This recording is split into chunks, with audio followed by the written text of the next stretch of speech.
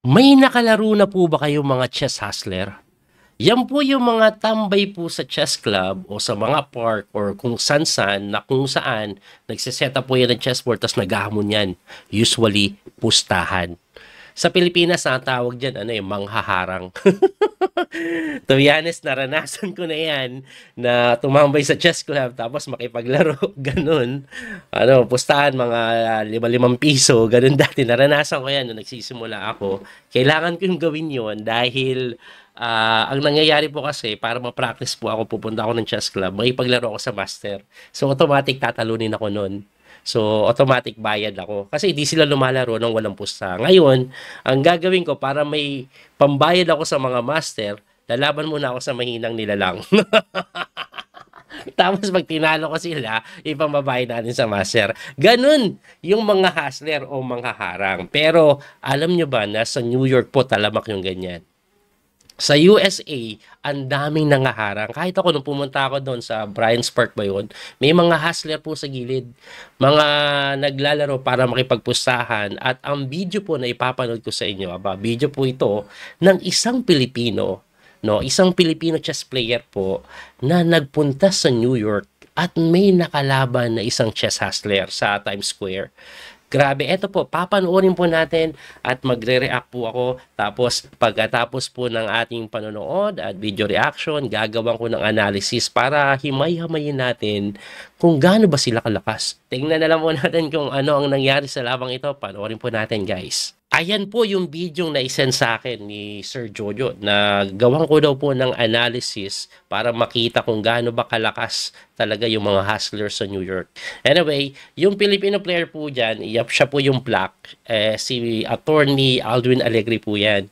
Siya po ay organizer ng chess tournament sa Pilipinas, yung AQ Prime.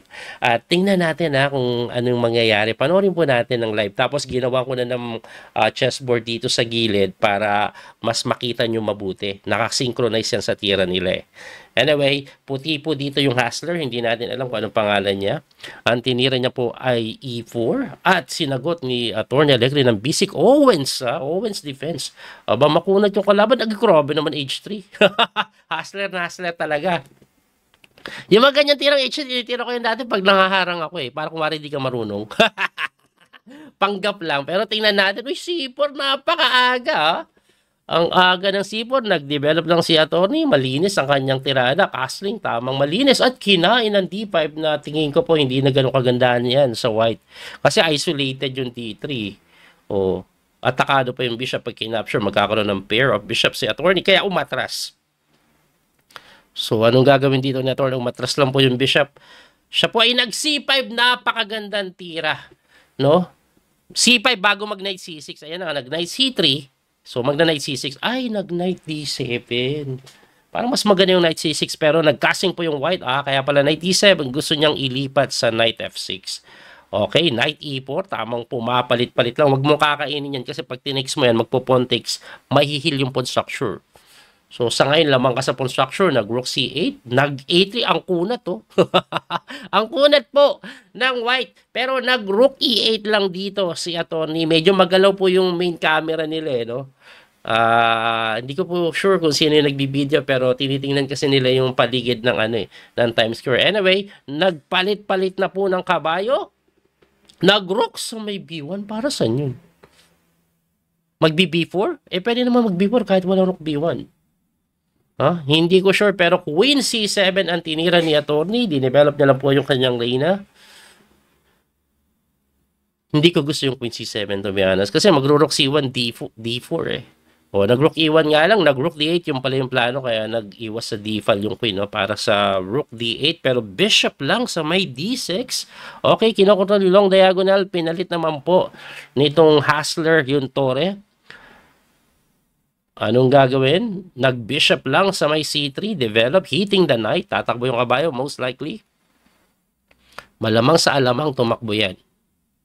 Kasi makakain eh. At yun na nga po, nag-knight po sa may D5, hitting the bishop na didepensa natin ng tore. Dinipensahan lang ng tore. Ayun. So pagka-depensa ng tore, kinapture yung bishop, binawi ng tore, and then Anong gagawin? Nagpasingaw lang. Pasingaw lang. Medyo mali ata yung pasingaw kasi may D4. Ayun, no?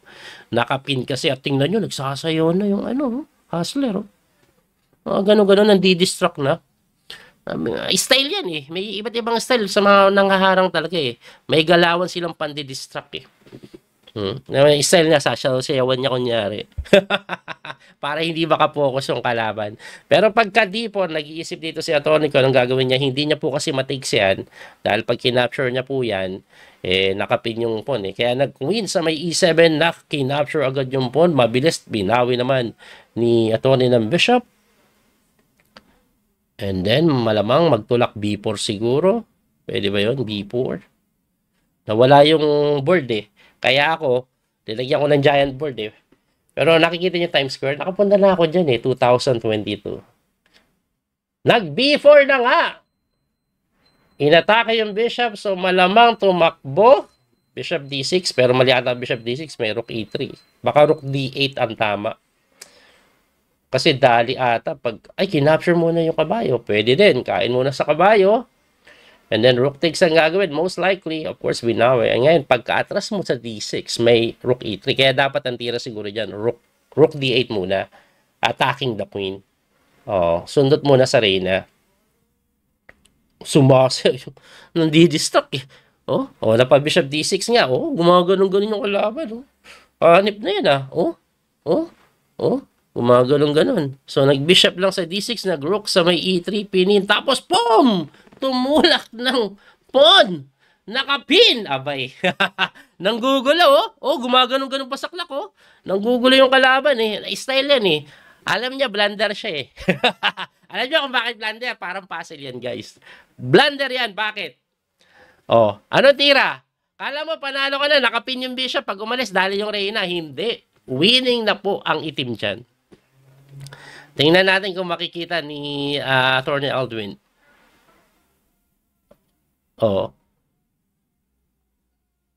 Winning na yung itim eh. Medyo iniikot-ikot yung camera eh. Wala sa board pero hindi pa tumitira si Atty. dyan eh. Kasi nasundan ko yan from here. Saka titira yan pagbalik na camera. Ayun! Nakita!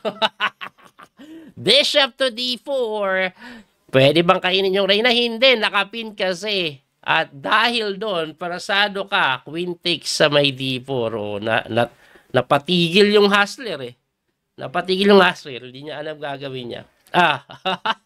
Teka lang Ay, nako. Kinain niya na lang. At ito po ay quality up. Malinis na malinis.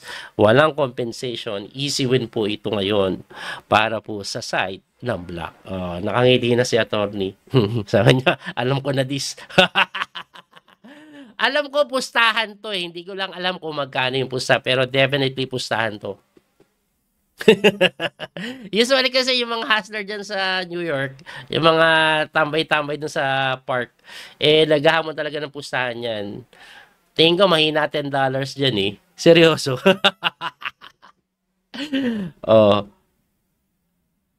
Easy $10 pala mangyayari dito. Nadali ni attorney yung hustler eh. Kunat lang si attorney.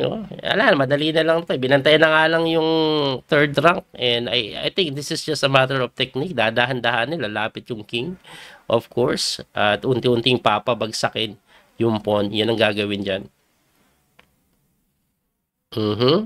Ayan na. Yung pawn babagsak na. Wala na magawa yung hustler. Tahimik na yung hustler. Lumapit yung king. Kinapture lang. Alright. Chumek. Okay, 1 pawn. Madali na to. It's just a matter of Kagebushin technique na lang. Oops, lumalapit yung king. Natikman pa yung isang pawn. Wala na. Wala na eh. Oops. Tulak na lang ng tulak. Kahit ano na itulak eh. Check. Wala na eh. Alam na Daesh. Wala na eh. Di pa nagre-resign, no? Ganyan ang mga hustler. Seryoso Ang mga nangaharang sa kanto, kahit na winning ka na, hindi magre-resign. Hanggat dulo yan. Walang nangaharang na nagre-resign agad. Umaasa pa yan sa stalemate, umaasa pa yan sa illegal, umaasa pa yan na mauubusan ka ng oras. Oh. So, dito nanggulo na lang eh. Oh. Oh, siya na yung nagpapalit to ng Reyna. Doble mate, ginugulo niya na lang. Anyway, nag-reset dahil doon panalo si attorney. Ang gagawin po natin, re-reviewin po natin yung laro. Gaano ba kalalim yung mga tirada? Tingnan natin kung may laman ba talaga. So, puti po yung hustler. Siya po ay nag-ipor na sinagot ng B6 lang. Yan yung Owens defense, no? Pagkatira po niya, nag-D3. Dito ako na, nagtaka eh. Nagkunat lang. Usually kasi D4. Pero kunat lang, akala ko ang plano niya mga ganitong setup. Yan, Kia, o kaya dito. Pero pagka bishop po sa may B7, nag-knight F3, pagka E6, ayan, typical yan sa Owens eh. Tapos pipin yan dito pag nag-knight ka, tapos mag-D5. Ang ginawa is nag-H3. Hindi ko alam, parang mouse tip lang eh, no? Kasi dapat G3 yan eh. Pero H3, hindi ko alam kung ano pinaprevent niya dyan. Talon ba nito? Tagal pa nun. Pero alam nyo nga, tulad ng sabi ko, yung mga hustler po, nagpapanggap na hindi marunong. Ganun-ganun lang yung mga tira niya. Yung parang nagpapa-agrabyado ba sa opening? Para mukhang hindi marunong. Ikaw na malalaban ka kasi feeling mo kaya mo. Ganun talaga galawan ng mga hustler. Anyway, nag-knight F6 develop dito si attorney. Tapos nag-bishop lang sa may E3, D5 na yan. Medyo naagahan ako sa D5 actually. So, sa ganito kasi, since walang ganito, hindi ka pa ready to castle, ako ititira ko dyan, bishop E7 na lang. Or kung hindi ako mag-bishop E7, baka mag-C5 ako. No? Pero yung D5 medyo maaga. Ang problema dyan, mag-E5, malalak. Pagka E5, takbo ka dito, siguro may D4, tapos kung magsi-C5 ka dito, C3 lang. Oh, medyo okay pa rin ang white. Siguro slightly better for white.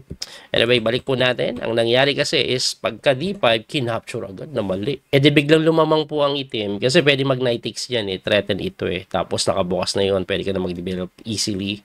Pero ang ginawa ni attorney is pawn takes, which is okay din. Kasi ang pawn takes naman, you will have a very strong center after C5 later on. Anyway, nag-C4 ang white. Medyo questionable na naman. Hindi ka pa nakadevelop eh, no? Focus sa castling. Pero nag-C4. Parang lamang talaga ang dito. Ang item, ang ginawa, nag-bishop E7, nag-bishop E2, castling, tapos kinain pa. Yan ang masakit eh. Kinain mo pa, nasira po structure mo. Siguro dapat nag-castling na lang siya, tapos develop slowly. Yun, baka pwede pa equal. Pero kinain niya, pagka knight takes, hitting pa yung bishop dyan, tapos sira yung pawn structure, napatras pa nga yan, and then tumira ng C5 si attorney Aldwin dito, which is very good, no? Kasi, bago ka mag-knight dito, kailangan maitulak mo muna yan para suporta yan dyan eh. Ang magiging play po kasi sa ganitong klaseng posisyon, knight dito, ipe-permit mo mapalit. Ayan, no? Ganito, tapos ganun. Yan magandang play eh. Pero ang ginawa po ni attorney, pagka knight C3, is nag-knight dun eh. Yun, medyo nawala yung pinaka-idea nito, no? Pero okay lang kasi you have to develop your pieces. So, nag-castling, tapos knight F6, and then nag-knight sa may E4, hinahamon. Ang plano niya, pag kinapture mo, pawn takes, mawawala yung kanyang isolated sa D. Siyempre, nakita niya ito niya, nag-group lang po sa may C8, na sinagot ng A3, napakakunat hanggang dulo. Di ko alam kung nagpapakagat pa rin eh. Ang passive eh. Anyway, nag-rook sa E8, and then kinapture yung kabayo, binawi po ng knight, and then another pakagat na tira, rook B1. Hindi ko maintindihan yung rook B1. Sa totoo lang, ang more logical kasi rook C1. Ewan ko kung sinusupport niya yung B5, pero B5 is already possible. Mas maganda kung nandito ka pa. Diba? Kasi may bishop naman na nakadepensa. Pero yung rook B1, parang lang po. Ang tingin ko para lang po siyang naka-pre-move. Bakit? Akala niya kasi bishop takes. O kaya nag-rook B1 agad. Naka-pre-move lang. Anyway, balik natin doon kasi nag-knight takes nga si attorney, and then nag-rook naman sa B1 na silagot ng queen C7 ni attorney na okay lang. I think ang planong ginawa niya ganito no? Pero kung ako kasi ang maglalaro dito, may nakikita ko napakagandang plano. Simple lang pero rock. Yung bishop D6 lang kasi medyo delayed po siya eh. Ang pinaka-plano ng bishop D6, example rook E1, magbi-bishop P8. The idea is to go here. Ayan po yung plano. Grabe, kasi natutulog to eh. De, atakihin mo na ng gusto. Kontrolin mo yung mga long diagonal na yan. No? Anyway, blitz kasi yung laban, hindi ganun kadali makita yung plano. Pagka rook B1, nag-queen C7, nag-rook E1, nag-rook sa E8, kontrolado, inaatake yung D3, umatras yung bishop, and then nag-bishop sa D6. Ayan, kinontrol yung diagonal na to. The difference is, nauuna yung buntot kesa sa ulo. Kung babalik mo yun, napakaganda. Anyway, nag-rook takes po sa may E8 yan, binawi ng tore, tapos nag-bishop lang sa may C3 na sinagot ng knight to D5. Pagka knight D5, nag-rook sa may C1 na sinagot po ni attorney ng knight takes doon, which is good. Kaso ang problema, pagka takes po dito, na wala siguro sa isip ni attorney na pwede na mag D4 eh. Ang D4 po kasi makakalaya talaga yung puti dahil mawawala yung weakness na pawn, tapos mabubuksan pa yung bishop, somehow may gamit na, no? At ang nangyari nga is nag H6, so nagpasingaw. Bantay sana sa backrock mate pero na-delayed kasi yun eh. Nakapag D4 kasi. At pagka D4 dito na sumasayaw-sayaw yung yung kalaban na matanda ni attorney, no? Nandi-distract na eh. Kasi nag-okay na siya, nararamdaman niya na eh. No? Anyway, pagka queen lang po sa may E7, nag-capture sa pawn, binawi ng bishop, and then nagtira po ng B4. Ganda ng B4. Ganda ng B4, guys. Kasi may mangyayari. Ang ginawa nga ni attorney, nag-bishop takes, diba? Rook takes. And then dito po, ang kailangan mong gawin ata dito is something like dito eh. No? Para atakihin mo muna. Tapos pagkaalis, saka mo itira bishop d4. Siguro yan ata yung maganda. Ay, hindi pala pwede.